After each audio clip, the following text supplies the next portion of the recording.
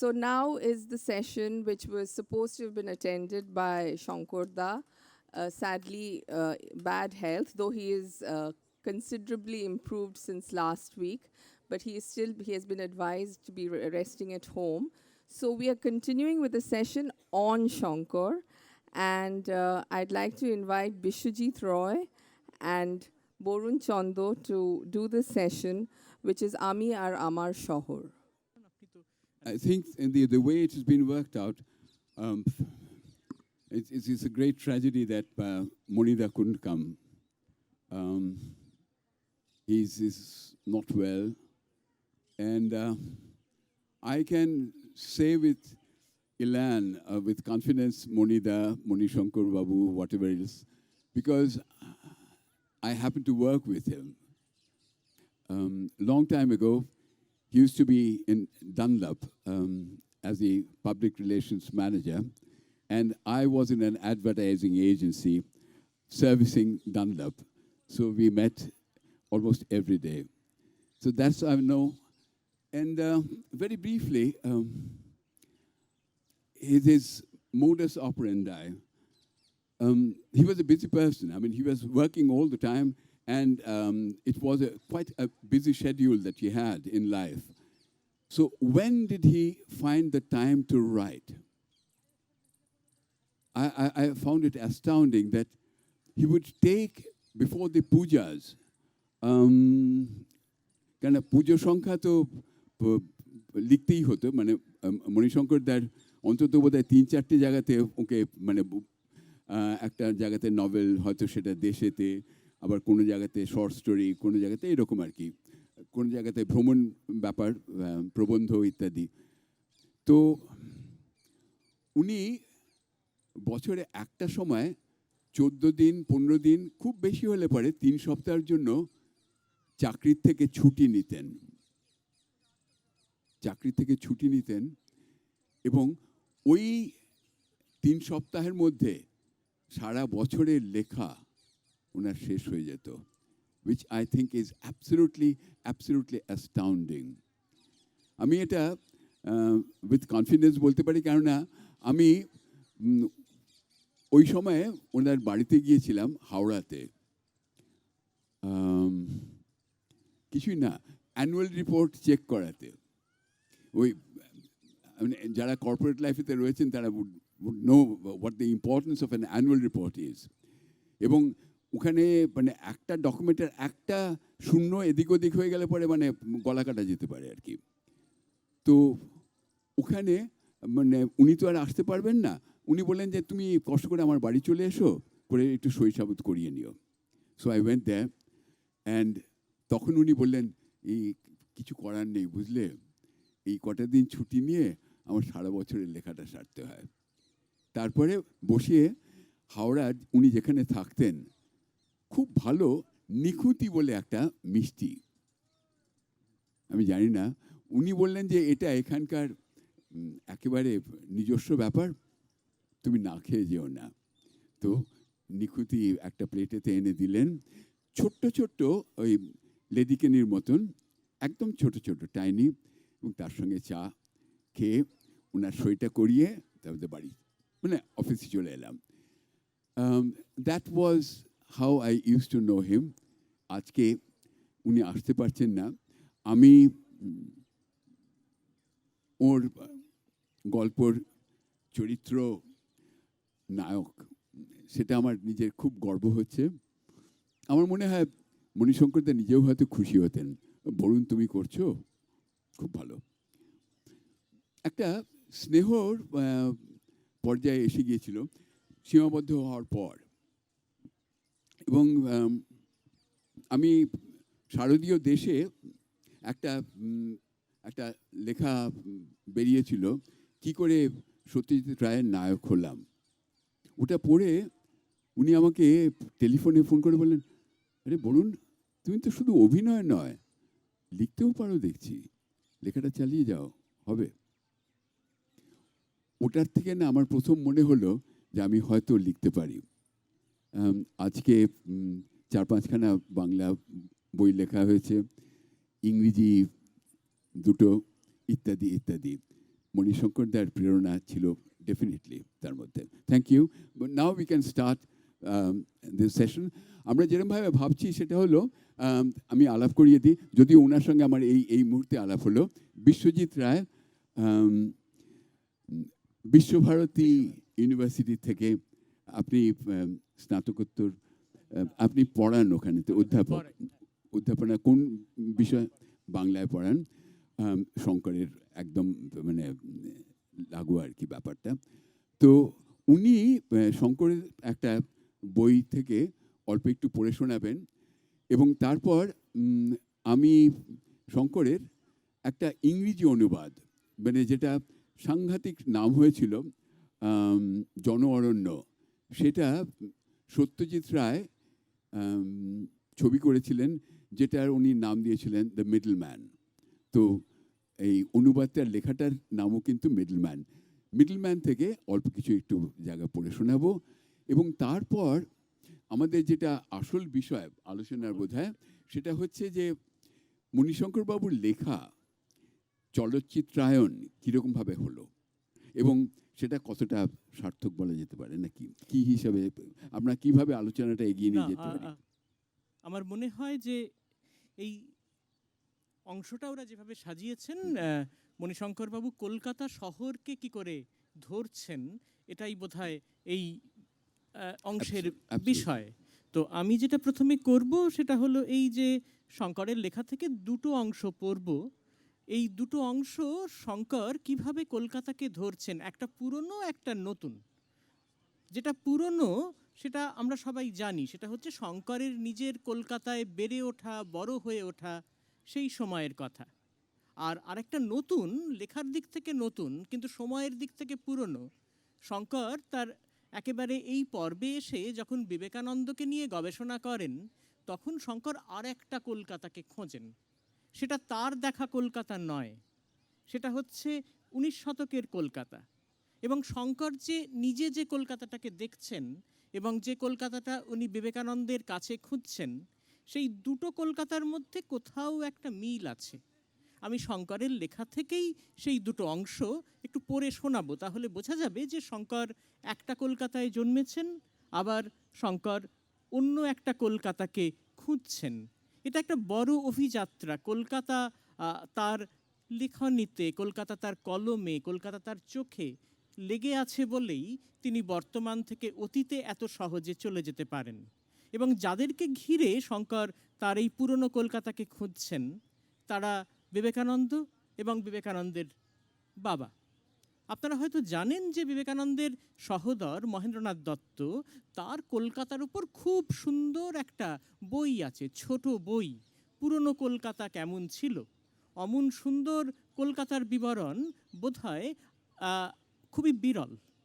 এখন শঙ্কর যেটা করলেন সেটা হচ্ছে বিশ্বনাথ দত্তের সুলোচনা বলে একটা উপন্যাস, যেটার কথা আমরা জানতাম না যে বিবেকানন্দের বাবা এমন একটা উপন্যাস লিখেছেন এবং সেই উপন্যাসে কলকাতা এভাবে আছে, এটা আমরা জানতাম না।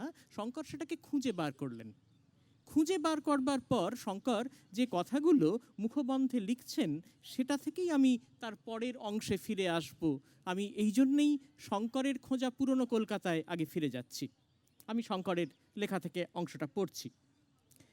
সুলোচনা উপন্যাসের অন্দরমহলে প্রবেশের আগে একটা কথা স্মরণ রাখা ভালো যে লেখকের ব্যক্তিজীবন ও অভিজ্ঞতা প্রায়ই গল্পের মধ্যে লুকিয়ে থাকে।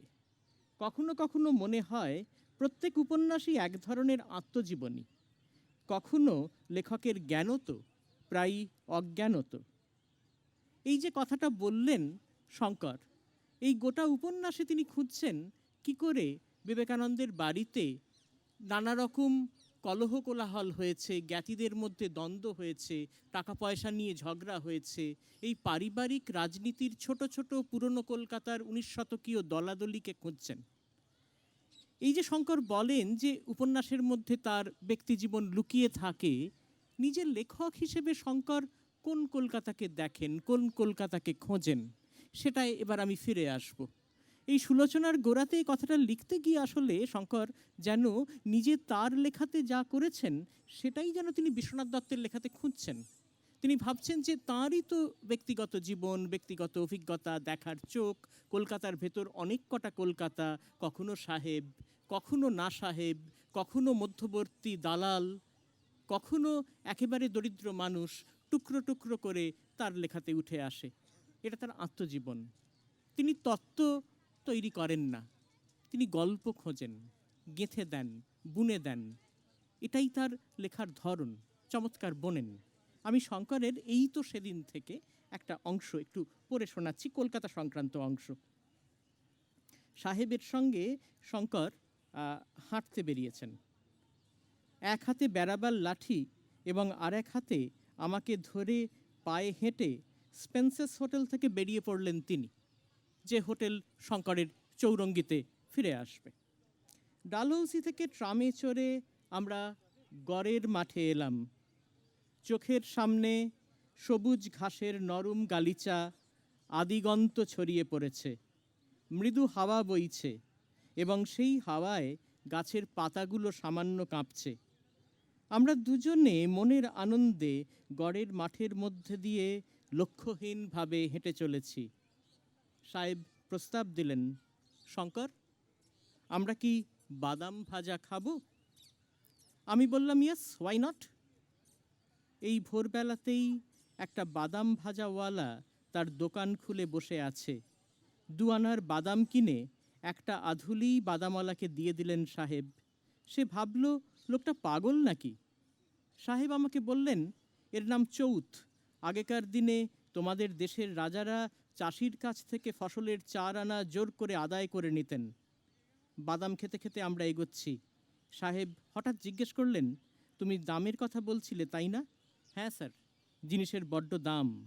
দাম ছাড়া পৃথিবীতে কিছুই পাওয়া যায় না, আর দাম ক্রমশ বেড়েই চলেছে। এই যে সাহেব এবং শঙ্কর দুজনে ঘুরছেন, যেখানে সাহেব এমনভাবে মিশে যাচ্ছেন এই শহরের সঙ্গে, এটাই হয়তো শঙ্করের শহরের সবচেয়ে আশ্চর্য ছবি। এই শহর এমন একটা শহর যা সবাইকে আশ্রয় দেয়। সাহেব হতে পারে, বাঙালি হতে পারে, অন্য কেউ হতে পারে। এবার আপনার কাছে। না আছে, থ্যাংক ইউ। আমাকে বলা হয়েছে যে শঙ্করের জন অরণ্য, যেটার ইংরেজি অনুবাদ দ্য মিডলম্যান, সেখান থেকে ফার্স্ট চ্যাপ্টার ছোট্ট করে একটু পড়ে শোনানো, আর তারপরে একবারে জাম্প করে চ্যাপ্টার 14-এতে চলে যাওয়া। সেইখানে কিন্তু মানে গল্পটা বেশ জমে উঠেছে, এবং তার মধ্যে শঙ্করের নানা রকম সব খুব কালারফুল ক্যারেক্টার ছিল। তার মধ্যে একজন হচ্ছেন মিস্টার সাহা। তার সম্বন্ধে এই চ্যাপ্টার 14-এতে রয়েছে, কিছু কিছু করে পড়ে শোনাবো।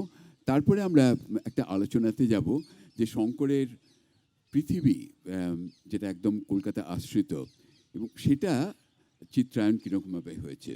ওকে, we can do that.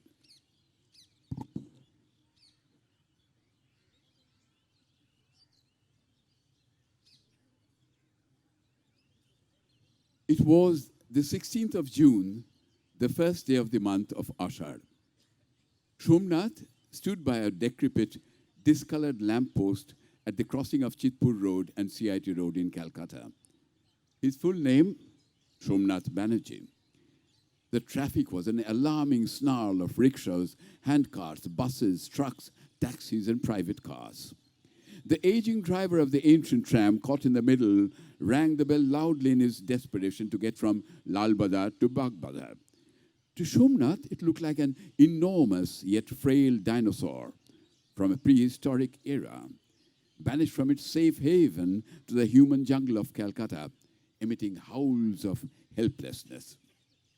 Somnath felt sorry for the beast and wondered what quirk of fate had brought it to Calcutta's Rabindra Sarani of all places. A few years ago, he might have been inspired by these circumstances, and jotting down his thoughts in a notebook, he would have turned it into a poem. A prehistoric dinosaur he would have in the human jungle of Calcutta, to be read out to Tapoti the very next day. Somnath shook his head. There was no point thinking about all that now. Poetry had left him forever.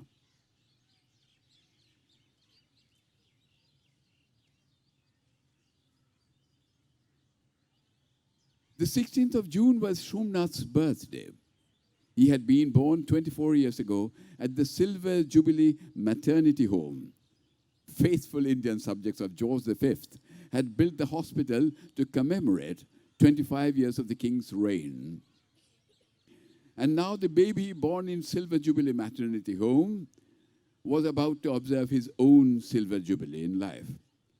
Somnath thought of his mother as he gazed at the streaming human traffic on Chitpur Road. You know what she used to say? Be good on your birthday. Don't be jealous. Don't harm anyone. And most important of all, don't lie. Therefore, on that complex June afternoon, on Robindra Sarani, Somnath would not lie. And if someone were to ask him, he would have to admit he was actually looking for a whore. Strange and sordid though it may sound, it is nevertheless true. That civilized, cultured, well-educated young man, Somnath Banerjee, was actually looking for a whore, known by some in Calcutta as prostitutes and as call girls by others. A newspaper had run a story about Somnath's father some years ago. Somnath had clipped it out of the newspaper himself, and Kamala, his eldest brother's wife, had pasted it in the family album. Doipayan Banerjee had earned the government's praise for his selfless service to the nation, whereas Somnath, the youngest son of that superannuated gazetted government officer, was about to begin his search for a whore. What kind of creatures were Calcutta's citizens? Not a murmur of protest. What sense of satisfaction were they enjoying, having consigned Mahatma Gandhi to the garbage of Boro Bazar and Tagore to the smelly black hole of Chitpur? He was talking of the addresses. An agitated Somnath felt his ears go red as he waited impatiently for Notobor Mitro. Mitro was familiar with the horse in Calcutta. But where was he? What was taking him so long? Troubled, Somnath looked up at the clear blue sky. If it were overcast. If only one could say, here comes the rain. Somnath would drown his past in a torrential downpour. But far from forgetting it, he was reminded of a great many things as the past and present commingled into a gigantic rain-bearing cloud in his mind's sky. And then I'll quickly come to chapter 14, which is much more colorful.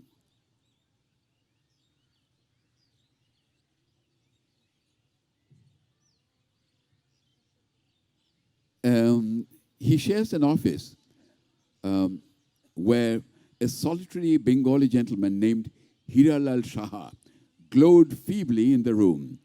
He used to work with the railways a few years ago. Once, as a side business, he had bought some iron beams at an auction and made a profit of 5,000 rupees selling them.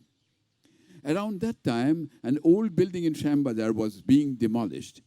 Saha had bought the bricks, timber, doors, and windows that were being discarded and sold them.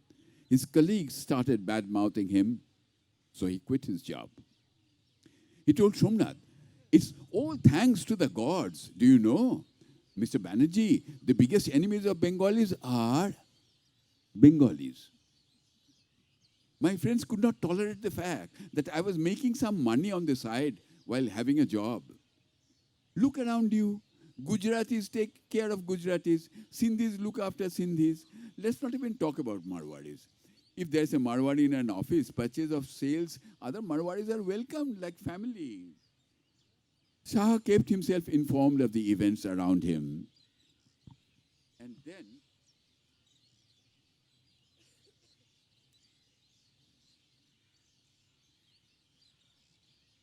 Shah had been doing well for a while now.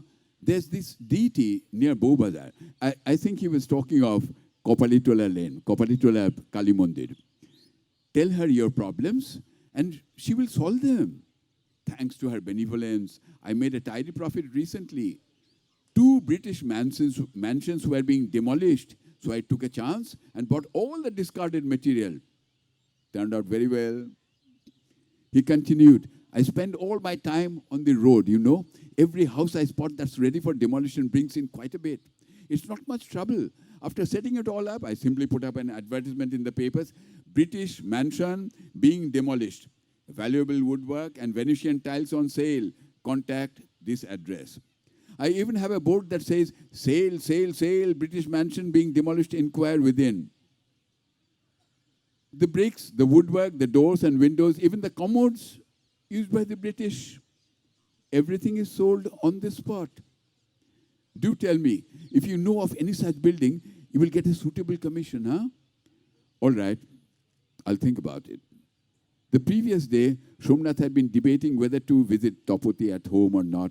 On the way, he had seen porters uploading a signboard and other materials in front of an old building on Elgin Road. It was probably going to be raised in favor of a multi-storied building. Somnath gave Hiralal Shah the address. Praised be the goddess, he said fervently and disappeared. He wasn't seen the entire day. When Somnath ran into him a couple of days later, Saha seemed to be very, very happy. He put his arm around Somnath and said, if it hadn't been for the goddess, I would never have learnt of this building. You were right. It was an authentic British bungalow, swathed in Burma teak from roof to floor. I made the offer today. Saha added, hey, why don't you keep 150? If I make a profit, I'll give you 200 more. Somnath didn't want to accept the money, but Saha was adamant. He said, providing information is a sort of business too. What will the goddess think if I don't give you your due? Do let me know if you come across any other such properties, mind you. It must be a genuine British house. Bengali houses are useless. There's never anything valuable at all, authentic. So finally Somnath ventured, mustered courage to ask him, what was a genuine British house? Why? Houses made for the British. He smiled from ear to ear and said, we will not leave a single British house in the city untouched. We are going to demolish them all. Land has become much more expensive. Each British house had only 1 or maybe 2 families living in it. Now we can build 30 flats instead on the same patch of earth and charge high rent. So don't forget to keep your eyes open. I went to Elgin Road at least twice last month, but I didn't notice this one. As he put the money in his pocket, Somnath thought of Tapoti. No one here ever thought of anyone else. He swayed between hope and despair, wondering if he too would become like them eventually. He looked at the watch. He had a meeting with Maoji late in the afternoon, but there was plenty of time before that. I better stop here, though the chapter doesn't end. Now, we could go to the main subject matter. How did Shankar see Calcutta? And how is it reflected in cinema, in celluloid? আপনি যে অংশটা পড়লেন তাতে শহরের মানচিত্রটা বদলাচ্ছে, সাহেবরা যা ফেলে চলে গেছে সেগুলো টুকরো টুকরো হয়ে ভাঙছে। শঙ্কর যখন কলকাতা নিয়ে লেখা শুরু করছেন, স্বাধীন হয়েছে দেশ 50-এর দশক, সাহেবরা চলে গেছে, সাহেব পাড়াগুলো আস্তে আস্তে দখল হয়ে যাবে।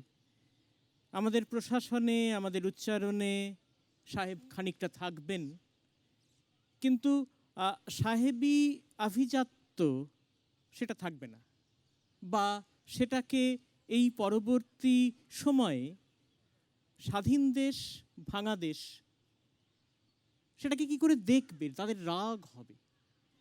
এখন ধরুন শঙ্করকে যখন আমরা চলচ্চিত্রায়িত হতে দেখি, সত্যজিৎ যখন করেন, তার ক্যালকাটা ট্রিলজিতেও যখন করেন, পরেও যখন হয়, তখন আমরা দেখি রাগী যুবকের ছবি, চাকরি খোঁজা যুবকের ছবি, যাদের আছে তাদের গল্প, আবার সেখানে যারা মানিয়ে নিতে পারে না তাদেরকে আবার আস্তে আস্তে সিঁড়ি দিয়ে নেমে আসতে হয়। এখন এই যে টাকার নানা রকম চেহারা, স্বপ্নভঙ্গের নানা চেহারা, সেটা শঙ্কর ধরেন তার লেখায়। সেটা ছবিতে, চলচ্চিত্রের ভাষায়, অভিনয়ে এই চরিত্রগুলোকে যখন আপনি তুলবেন তখন কিভাবে তুলবেন, এটা আপনার যদি বলার বিষয় হয়।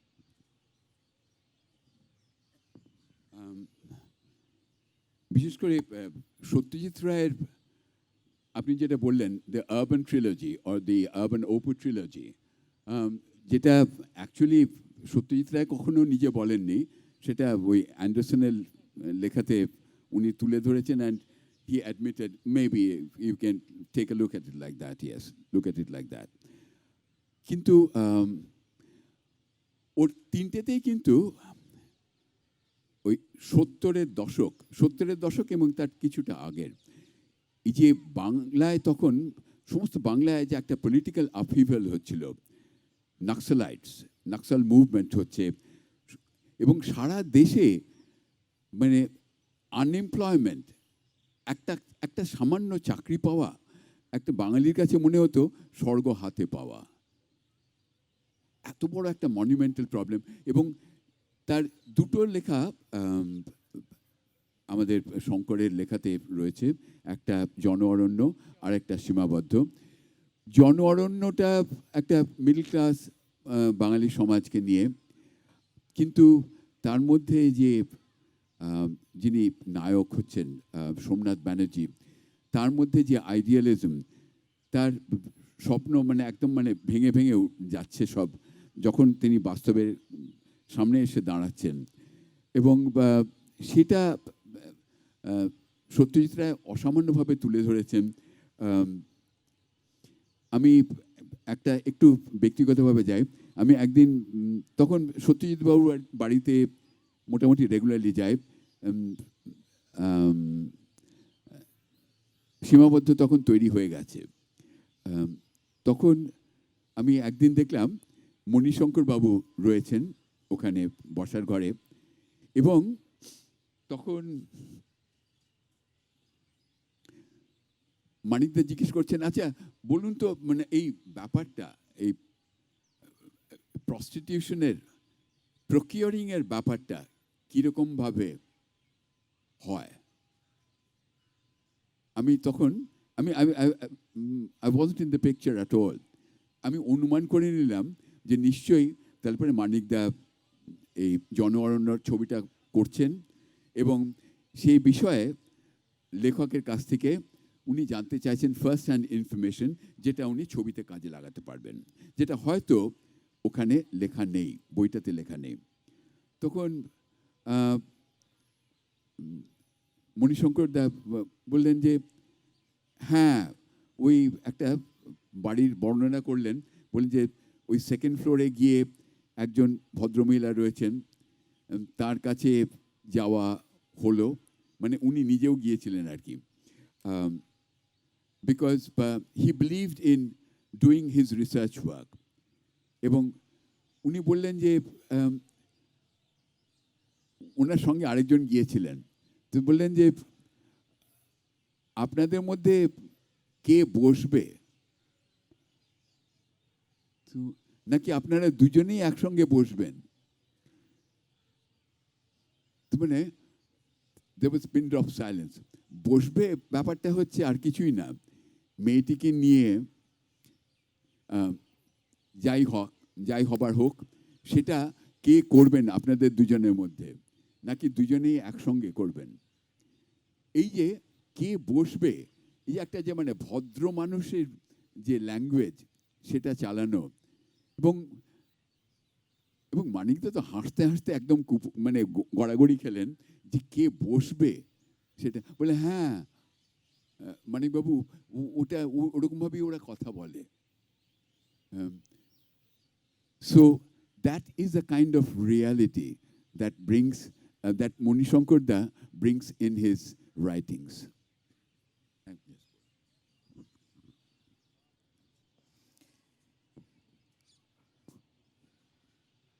শঙ্করের লেখাতে কি আবার পড়ছি এই জন্য যে নিজেই বলেছেন সেটা, যে যা আমি দেখছি তাই আমি লিখছি। বাইরে অকাল বর্ষণ শুরু হয়েছে, আর ঘরের ভিতর রয়ে আমি কলমের পিছন দিকটা কামড়ে সেই 1954 সালে ফিরে যাবার চেষ্টা করছি, যেদিন কলকাতার চিৎপুর রোডের ধারে বর্মন স্ট্রিটে আনন্দবাজার পত্রিকার জীর্ণ মলিন বাড়িটার দোতলায় দেশ পত্রিকার অফিস ঘরে সম্পাদকের সঙ্গে আমার প্রথম দেখা হয়েছিল। দৃশ্যটা এইরকম, সাদা ধপধপে পাঞ্জাবি গায়ে সম্পাদক শ্রী সাগরময় ঘোষ এক মনে দামি কলমে প্রুফ সংশোধন করছেন। আমাকে যিনি বর্মন স্ট্রিটে নিয়ে গিয়েছিলেন সেই গৌরকিশোর ঘোষ তাকে বললেন, নতুন যে ছেলেটির কথা বলেছিলাম তাকে এনেছি। গৌরবাবুর কথায় মুখ তুলে সম্পাদক আমার দিকে তাকালেন, তারপর প্রশ্ন করলেন, কি লিখছেন, উপন্যাস না রম্যরচনা? আমি কি উত্তর দেব বুঝতে পারছি না, একটু তোতলামও এসে গিয়েছে। গৌরবাবু রক্ষে করলেন, বললেন, উত্তর দেওয়া শক্ত, আপনি বরং পড়েই দেখুন।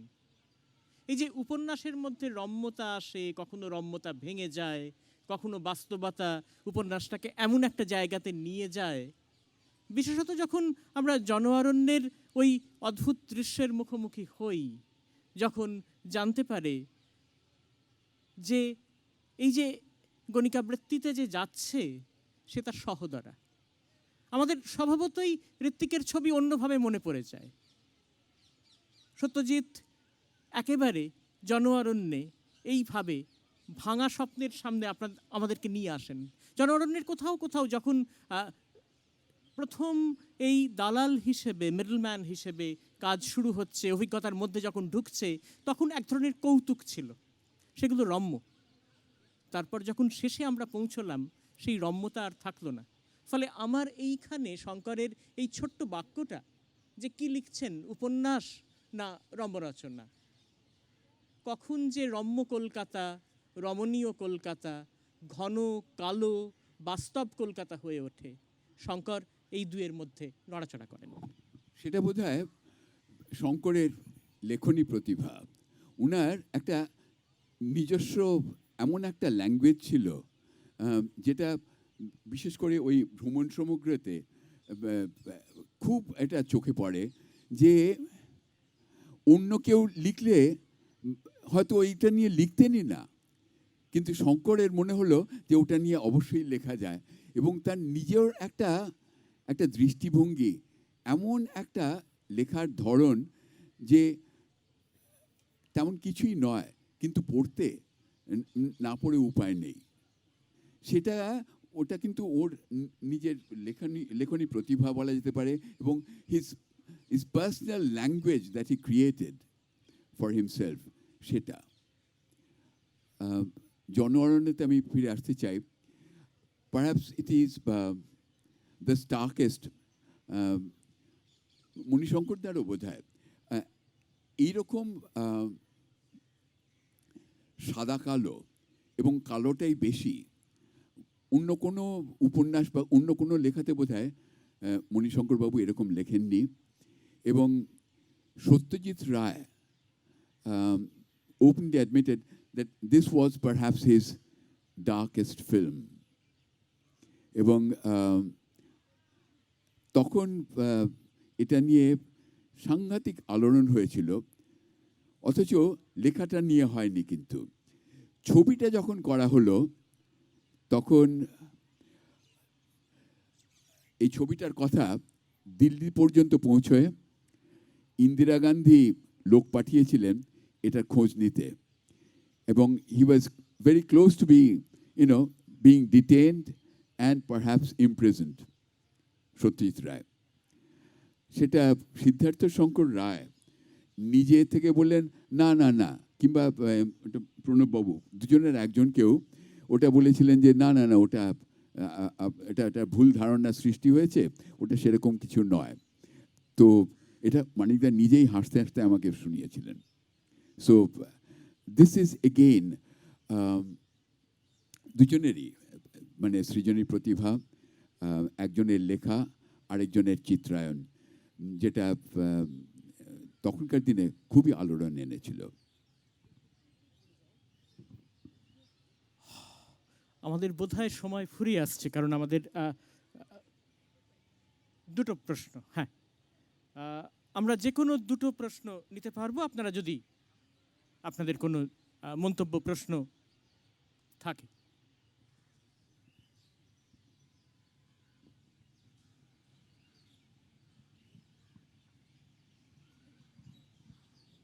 কেউ কোনো বক্তব্য রাখছে না বলে just wanted to share my observation.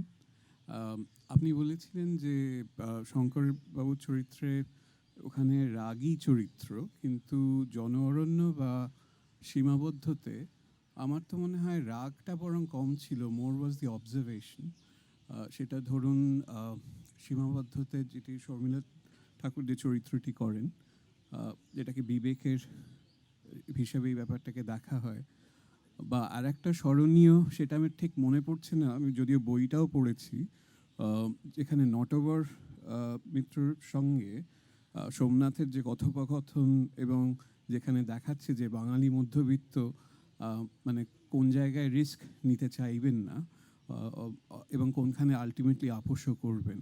I think those observations are quite strong, and I agree it is quite dark as well. রাগটা বরং আমি দেখেছি অনেকটা সুনীলের প্রতিদ্বন্দ্বিতে। আমার মনে হয় জন অরণ্য বা সীমাবদ্ধতে হয়তো অতটা নয়। আমি আপনার সঙ্গে সহমত, কিন্তু দুটো কথা বলবো। এক নম্বর হচ্ছে যে আপনি প্রতিদ্বন্দ্বিতে যে রাগ দেখেন, রুদ্রমূর্তি, ক্রোধের তো নানা রকম প্রকাশ হয়। আমাদের ভারতীয় রসশাস্ত্রে ক্রোধের নানা ধারা আছে। তার একটা বাচিক প্রকাশ হতে পারে, সব কিছু আপনি উল্টে তছনছ করে দিয়ে তার প্রকাশ করতে পারেন। আর কোথাও আপনার অন্তর্গত ক্রোধ এক ধরনের বিমর্ষতা, অন্ধকারে দাঁড়িয়ে নিজের সঙ্গে নিজের মাথা কোটার কথা বলে। ফলে রাগ আছে তিনটেতেই, প্রকাশের চেহারা আলাদা। তাই হয়তো আমরা এই দুই রাগকে দেখতে পারি না। একটাই আপনার প্রকাশ হয়, প্রশমিত হয় বা হয় না, শেষে পাখির ডাক ফিরে আসে। আর এখানে কোথাও সেই রাগ অপ্রকাশিত থেকে বিমর্ষতায় মাথা কুটে মরে, হয়তো এই। তবে আপনি যেটা বললেন যে তার শালিকা কনসিয়েন্স, বিবেকের ভূমিকা নিয়েছিলেন, সেটা বোধহয় শঙ্করের লেখাতে অতটা নয়। ওটা কিন্তু মানিকদার তৈরি করা। এই যে মূল্যায়ন, কনসিয়েন্স, মোরালিটি প্লে, সেটা কি ভালো না খারাপ, এই যে ছবিটার মধ্যে বোধহয় জাস্ট 3 বার না 4 বার রয়েছে, but that becomes the fulcrum of the movie. সেটা কিন্তু শঙ্করের লেখাতে ছিল না। আরেকটা, but let's take the other question please. Thank you. আমি যেটা জানতে চাইছিলাম, যে দুটো উপন্যাসের কথা বলেছেন, সেই দুটো কতটা কলকাতার গল্প আর কতটা সামাজিক অবক্ষয়ের গল্প? দুটোই সামাজিক অবক্ষয়, একদম মানে কতটা কলকাতার গল্প। কলকাতা, খালি একটা a পটভূমি city হিসাবে a city is nothing without its populace. এবং কলকাতার একটা যেটা রূপ, সেটা হচ্ছে যে কলোনিয়াল রূপ। সেটার অট্টালিকারা ভেঙে পড়ছে, মেট্রোপলিটন হাউস ভেঙে খসে পড়ছিল, যাকে এখন তাকে বাঁচানো হয়েছে। অনেক সময় সেটা আর হয় না, কিন্তু অবক্ষয় যেটা, সেটা মানুষের মধ্যে অনেক বেশি, এবং এই দুটো লেখাতেই কিন্তু সাংঘাতিকভাবে রয়েছে। আর রয়েছে অবশ্য এগেইন শঙ্করের লেখাতে অতটা নয়, এই যে নাক্সালদের যে ব্যাপারটা, সেটা কিন্তু এমনকি সীমাবদ্ধতেও রয়েছে, চাপা হিসেবে রয়েছে। প্রতিদ্বন্দ্বিতে তো ওটা তো ডাইরেক্টলি ছিল, কেননা ওর ভাই directly was involve in the Naxal movement. কিন্তু এইগুলোতেও এই যে নাক্সাল এবং দ্য সিভিক আনরেস্ট, টার্ময়েল, সমস্ত যুগটা মানে আথালি পাথালি হচ্ছে, সেটা কিন্তু again, perhaps it's more Ray than Shankar. Shankar was basically, I may be entirely wrong, he was basically a storyteller. He did not put up the image of an era or a century, or Maldusical, the evils of the century, সেটা বোধহয় শঙ্করের লেখা ঠিক নয়, কিন্তু তার মধ্যে reality is very much there all through. Okay. না, এ তো নিশ্চয়ই সামাজিক অবক্ষয়ের কথা, কিন্তু কলকাতা সেখানে অধিকরণ। কলকাতা চিহ্নগুলো আস্তে আস্তে আস্তে আস্তে তুলে ধরছে, এবং আপনি সামাজিক অবক্ষয় কোন চিহ্ন দিয়ে, কোন শহরের চিহ্ন দিয়ে দেখাবেন সেটা আপনার নির্বাচন, এবং সেখানে নিশ্চয়ই তো কলকাতা সেই চিহ্নগুলো ওই সামাজিক অবক্ষয়কে দেখানোর জন্য সেখানে রাখা হচ্ছে। আসলে এটা তো যখন থেকে কলকাতা শহরটা তৈরি হলো 19 শতকে, আমি জাস্ট একটা কথা বলে থেমে যাব, 1818 দিগদর্শন বলে একটা পত্রিকা বেরোলো, তাতে লেখা হলো যে রাজধানীশ্রী কলকাতাতে স্থানান্তরিত হইয়াছে। শ্রী মানে লক্ষ্মী, লক্ষ্মী চপলা, মাঝে মাঝে সে সরে সরে যায়। আগে কৃষ্ণনগরে ছিল, এখন কলকাতায় এসেছে রাজধানীশ্রী। সেই যে কলকাতা আস্তে আস্তে কমলালয় হিসেবে তৈরি হলো, ফলে যখন এই সামাজিক অবক্ষয়ের চিহ্নগুলো আমি দেখাচ্ছি, তখন তো কলকাতাকে আমি অধিকরণ হিসেবে রাখছি। তাই দুটোই বোধহয় সত্যি। বোধহয় শেষ করব।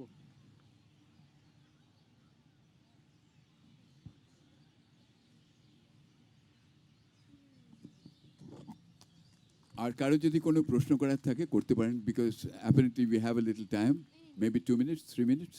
Yeah, please. আপনারা দুজনেই গদ্যের কিছু অংশ পড়ে শোনালেন, একজন বাংলা ভাষায়, একজন ইংলিশে। কথাটা হচ্ছে, আপনি যখন ইংলিশে পড়ছেন তখন যে অনুবাদক, মানে অরিজিনাল তো বাংলা, সেখান থেকে ইংলিশে, তখন অনুবাদকের কোনো আলাদা করে মেনশন আপনি করলেন না, বা এটা প্রথম প্রশ্ন। মানে, এবং দ্বিতীয় প্রশ্ন হচ্ছে, যখন ভাষান্তর ঘটছে বাংলা থেকে ইংলিশে, তখন কিভাবে লেখকের যে কালচারাল এক্সচেঞ্জটা, যে বাংলা ভাষায় দেখা আর ইংলিশ ভাষায় দেখা অন্যভাবে, সেটা কি কোনো চেঞ্জ আনে যখন অন্য কোনো রিডার পড়বে যে বাংলাটা বোঝে না, নভেলটাকে জাস্ট ইংলিশ ভাষার মধ্যে দিয়েই জানবে? দেখুন, অনুবাদ, there is an expression called lost in translation. ভালো অনুবাদক যিনি, তার লেখাতে কিন্তু লস্ট ইন ট্রান্সলেশন হওয়া উচিত না। আর আমি এটা পড়লাম কেননা কিছু হয়তো এখানেতে আছেন যারা অবাঙ্গালি, তাতে ইংরেজি পড়ে শোনানোর একটা ব্যাপার। ট্রান্সলেশন নিয়ে যেটা, যে ট্রান্সলেটারের চ্যালেঞ্জ যেটা, সেটা কিন্তু একদম একটা আলাদা সাবজেক্ট। সেটা নিয়ে হয়তো একটা অন্য আলোচনা হতে পারে। The challenge of good translation from one language to other, and what is its contemporaneity in India, because India has what, 14 or 16 major languages, and the common denominator must be either Hindi or English. এবং সেখানেতে translated হলে পরে what are the challenges that a translator faces, but that would be a totally different subject matter, not this. Thank you.